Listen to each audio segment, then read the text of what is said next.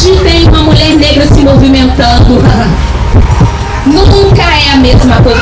É verdade ou não é, gente?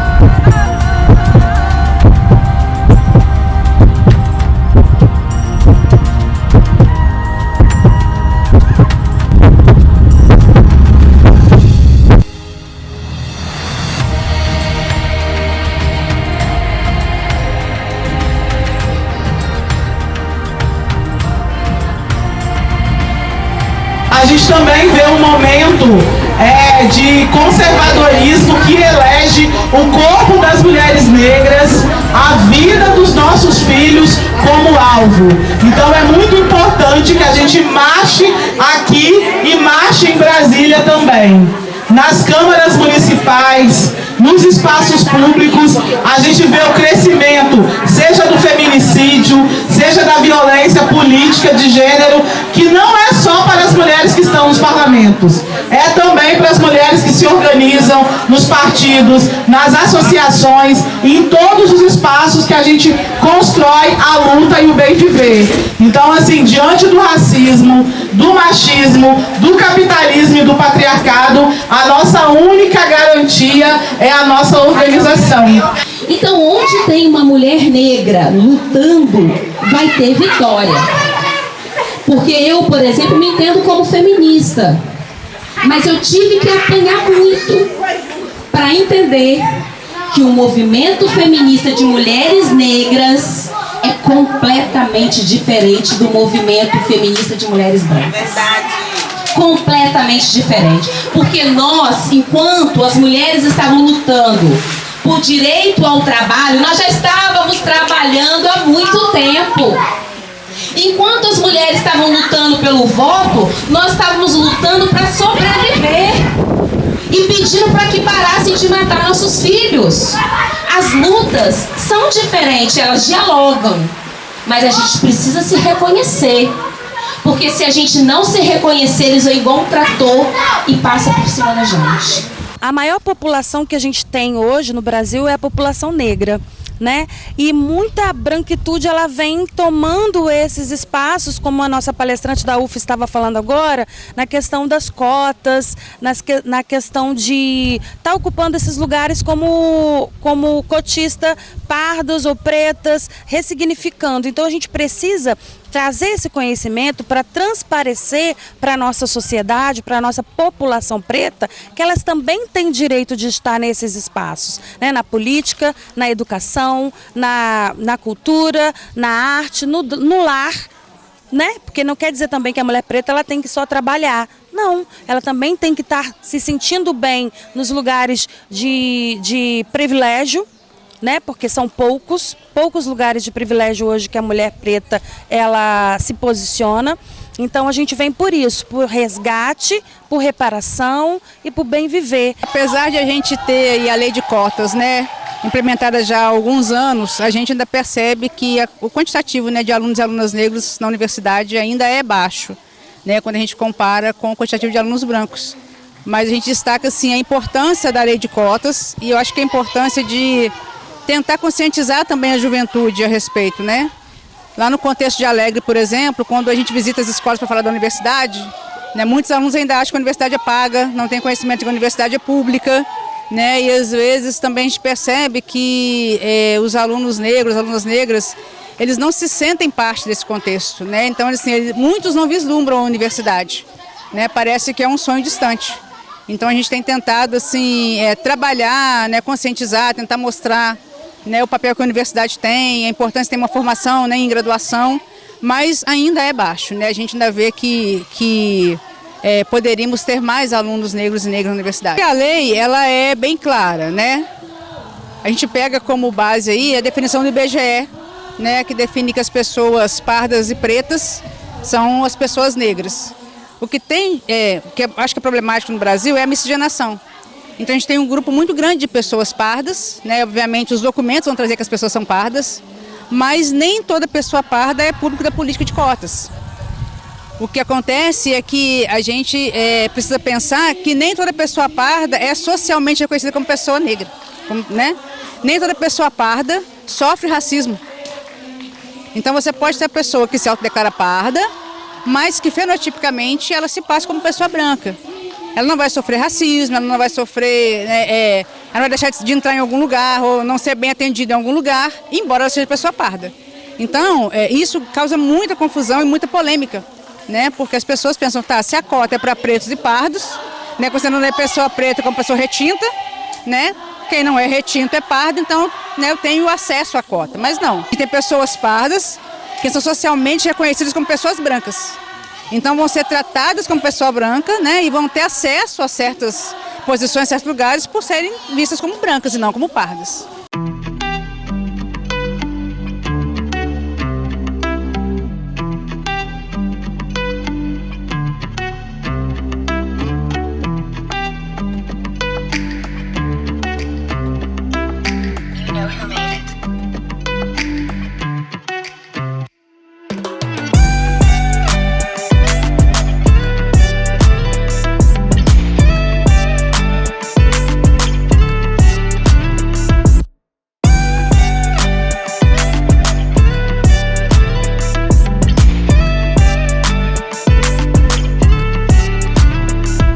A gente é o tempo todo atravessado por questões sociais, questões dos nossos direitos que não são respeitados, né? Direitos inclusive adquiridos que são negados muitas vezes, seja no trabalho, seja na política, seja nos direitos sociais.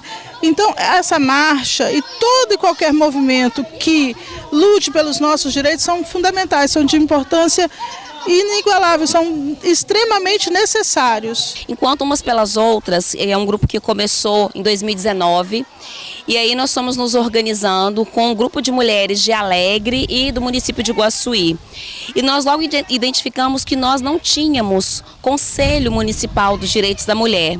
Então essa foi a primeira pauta que nós levantamos para que a gente conseguisse ter em nossos municípios esse conselho. Então nós fizemos esse movimento, inclusive nós, enquanto movimento organizado, conseguimos juntar outras pessoas e escrever um projeto de lei propondo esse Conselho Municipal dos Direitos da Mulher. Um conselho que se monta a partir de 2022, no auge da pandemia, mas um conselho atuante, né, um conselho que consegue se manter.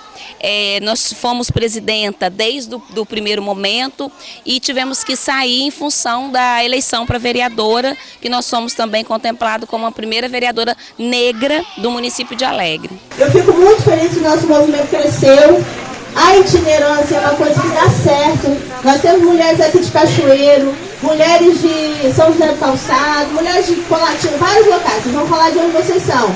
Mas é isso, é vir para perto, discutir, ouvir um tema, ficar ruminando esse tema, trabalhar esse tema na medida do possível até novembro. Eu estou no núcleo impulsor da Marcha das Mulheres Negras desde 2014, começamos com em Vitória. Selma Dealdina, Leonor Araújo, são as pessoas que iniciaram o núcleo aqui no Espírito Santo.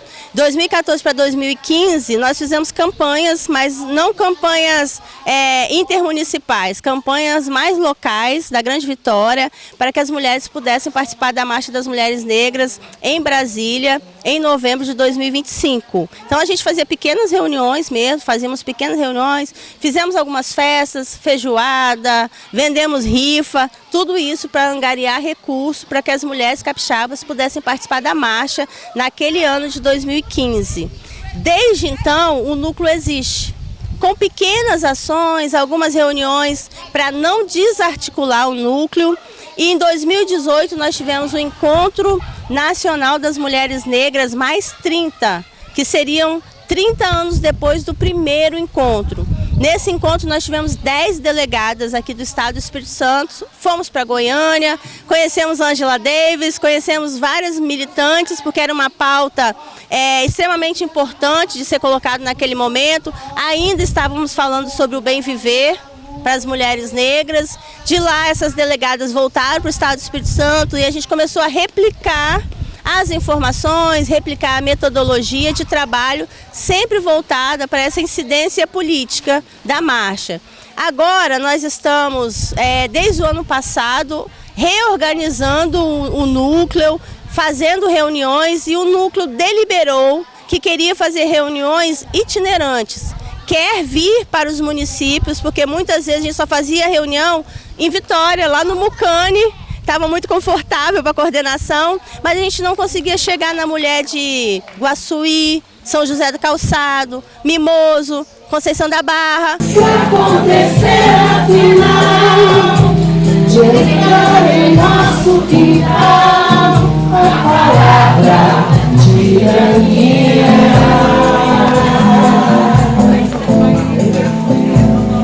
Pegue o tambor e o dançar, vamos pra rua gritar a palavra utopia.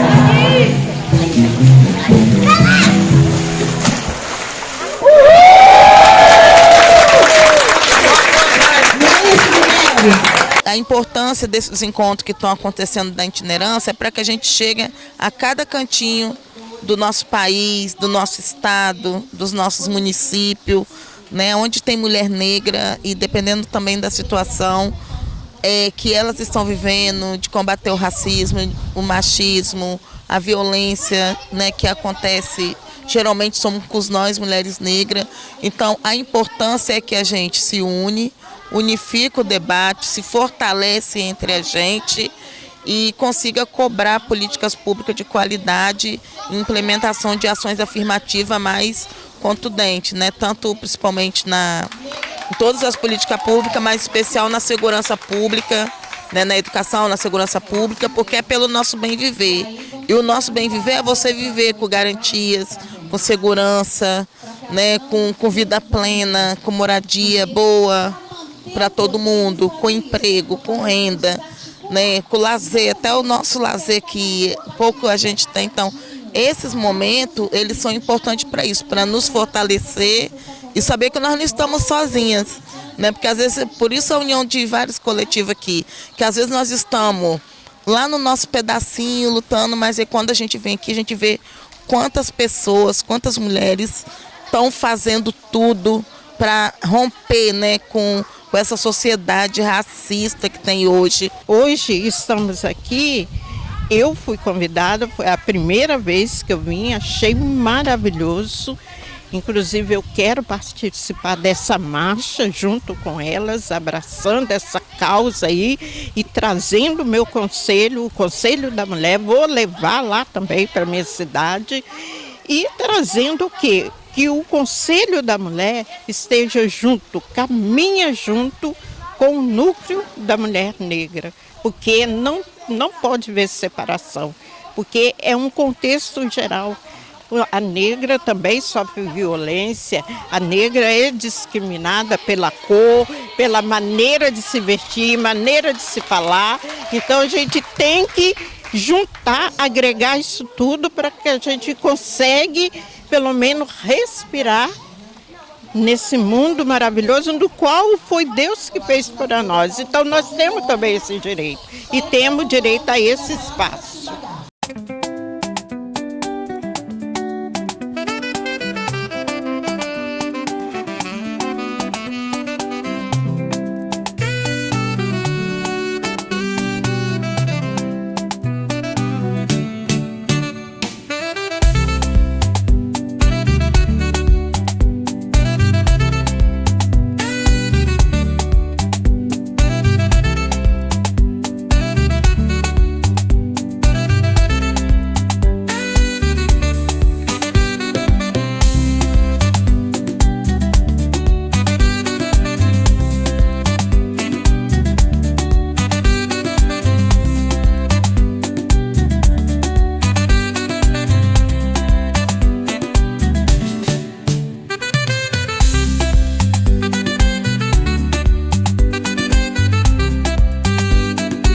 Essa marcha, né, é um avanço. Eu estive em 2015 na Marcha das Mulheres Negras, estive em 2018 em Goiânia também, no Encontro das Mulheres Negras Mais, e agora em novembro estarei, né, na Marcha das Mulheres, porque é muito importante a gente se unir para a gente avançar cada dia mais, porque o movimento negro está sendo fortalecido e a gente precisa avançar e ocupar todos os lugares de espaço que a gente tem direito. Você fala em avançar, qual que é o maior desafio hoje, né, para as mulheres negras no Brasil?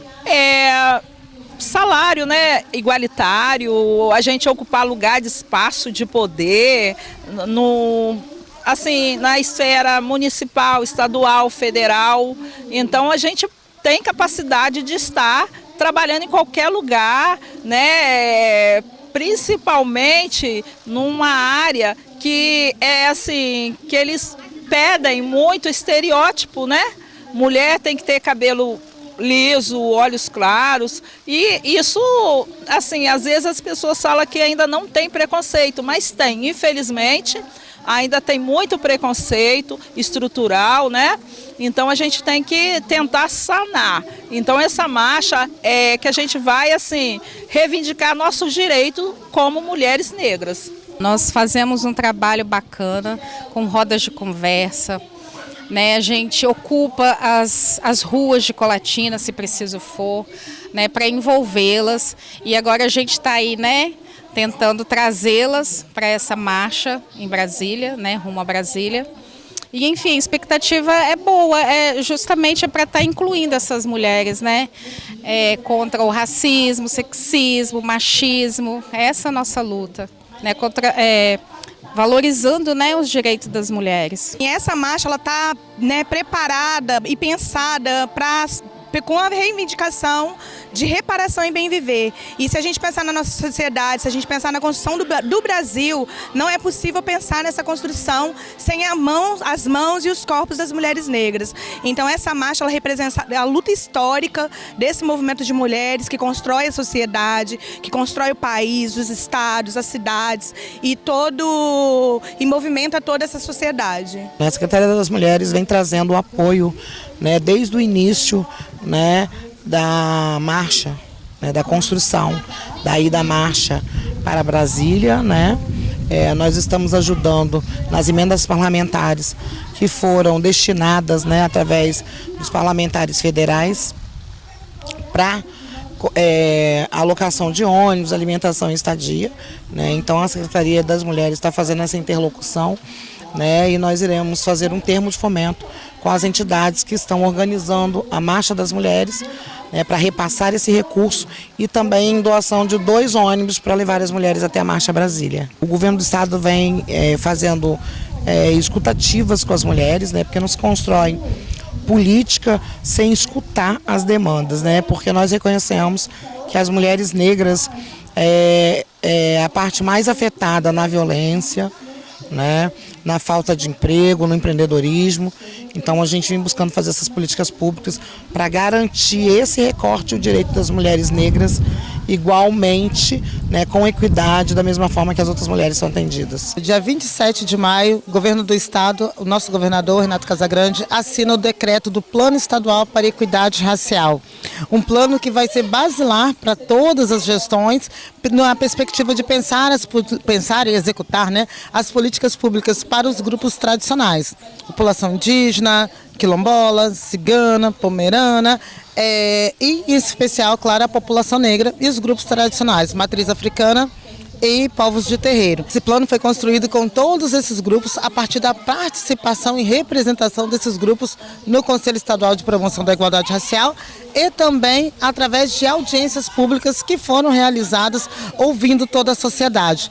No início de junho foi assinado o pacto pelo enfrentamento, pelo fim das violências contra as mulheres e pelo fim do feminicídio. Então, assim, é um pacto, é um documento que ele foi reformulado e que todos os municípios, né, a gestão municipal tem o compromisso de assinar esse documento e fazer com que esse enfrentamento às violências contra as mulheres, e aí a gente traz o recorte racial, que as mulheres negras são as que mais sofrem, são mais vítimas das violências, de fazer um compromisso de ter esse enfrentamento trabalhando nessa duplicidade de trabalho da gestão, tanto o governo estadual quanto o governo municipal. Então a gente tem avançado sim, temos muitos desafios ainda o Espírito Santo ainda está num lugar nada favorável em relação aos índices de feminicídio, mas precisamos cada vez mais fortalecer.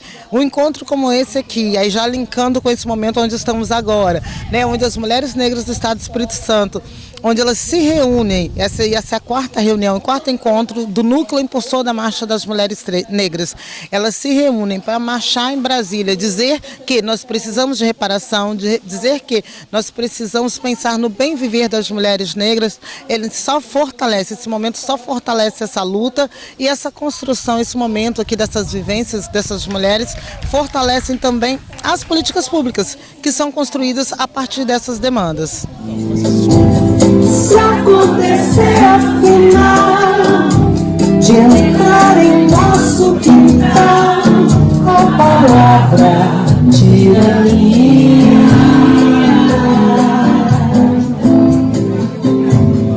pegue o tambor e o ganzá, vamos pra rua gritar a palavra. Eu acredito que é muito importante a gente se reunir, se reorganizar e se realinhar como mulheres negras, né? Porque a gente vê movimentações muito gerais sobre vários temas que também são muito importantes, mas ter um grupo, ter um recorte de gênero, um recorte ali racial que especifica as nossas dores, as nossas problemáticas, e a gente consegue ter mais atenção naquilo que a gente realmente precisa, é muito, muito importante. Então eu acho que isso é incrível o que as mulheres estão fazendo, né? Porque teve a marcha de 2015, elas não desfizeram do grupo inicial que organizou essa marcha e hoje estão construindo 10 anos depois a marcha de 2025, né? Então a importância de se reorganizar vem de muito antes de 2015, mas permaneceu 10 anos e hoje, em 2025, a gente vai conseguir concretizar mais um ato, né? De reorganização, de realinhamento e de dar valor àquilo que as mulheres negras precisam.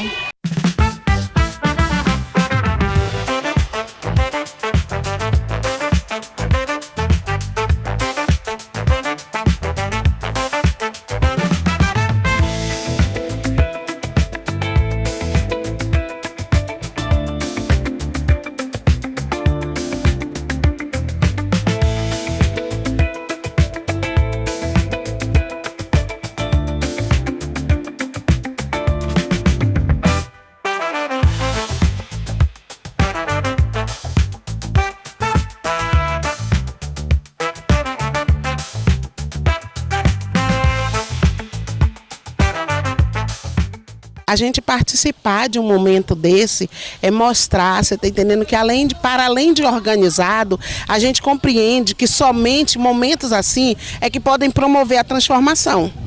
A gente precisa estar junto, a gente precisa alinhar e fazer, né, propostas, construir propostas para que quando a gente chegue na marcha, a gente chegue já, né, com uma situação, com uma construção robusta.